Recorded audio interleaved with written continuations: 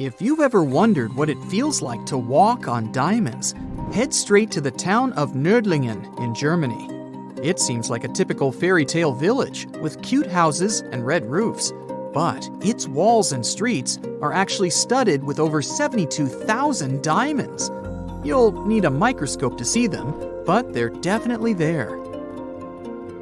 When the first people came to live here, somewhere around the 9th century CE, they were positive they were settling down in a volcanic crater.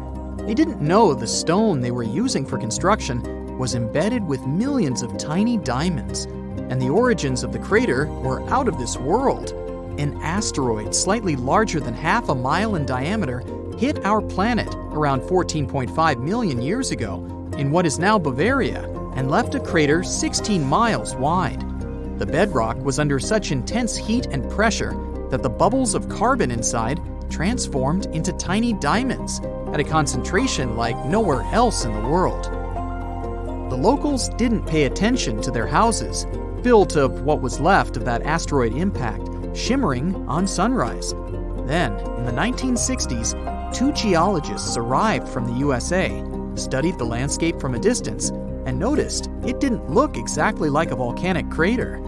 After further research, they realized their theory that the crater was shaped from above and not from below proved right. They even had to change school books after the discovery, not to mislead the students.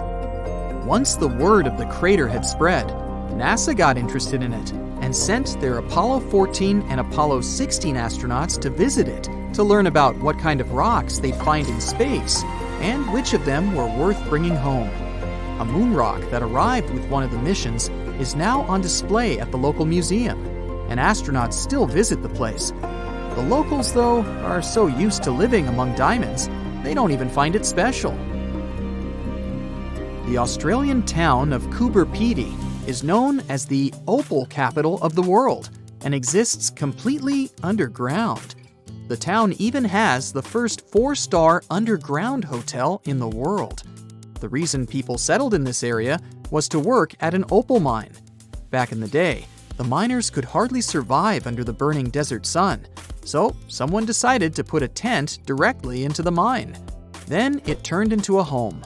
Now, Coober Pedy has around 2,500 residents from different countries, about 30 shops, an opal gallery, museums, a bar, and other buildings, and is a popular tourist attraction.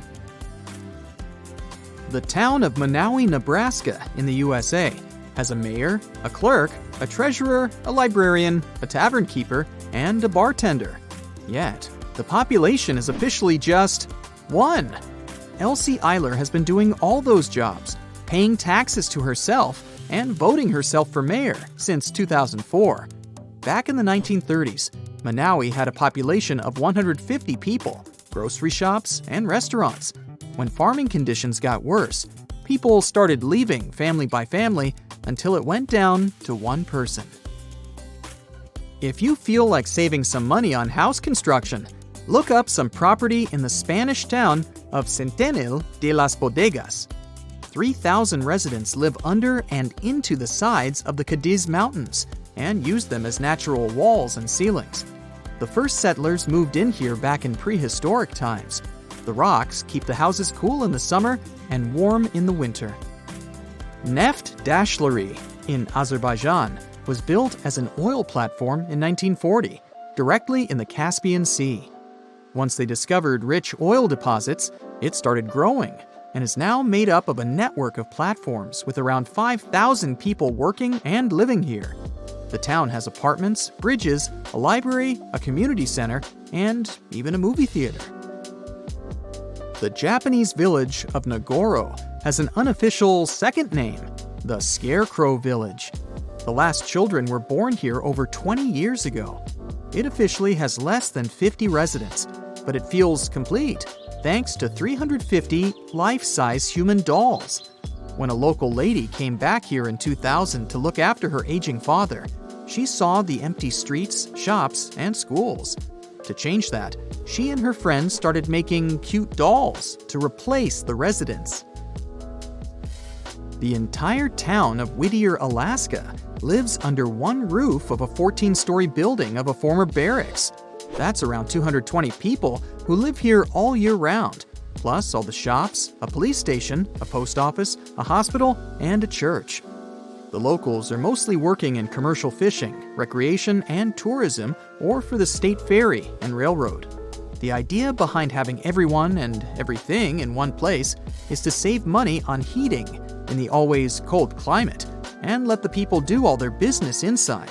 This way, they don't have to face the unbearably strong winds. There's a town in Svalbard, Norway called Longyearbyen, where the sun sets on October 25th and doesn't rise again for the next 4 months. When it rises again in spring, the locals gather on the step of an old hospital at 12:15 to welcome the sun and celebrate its return. Then, it doesn't set for over 4 months. It happens because of the way the Earth is tilted on its axis.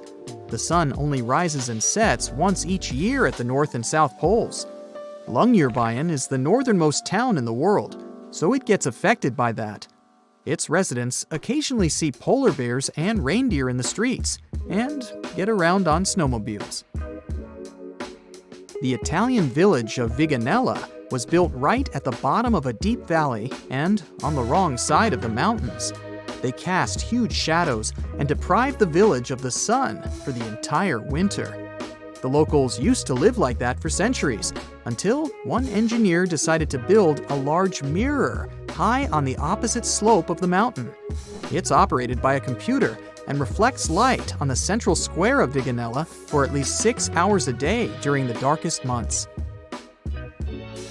Santa Cruz del Islote in Colombia is one of the world's most crowded islands, with around 600 residents in a 2.5-acre area.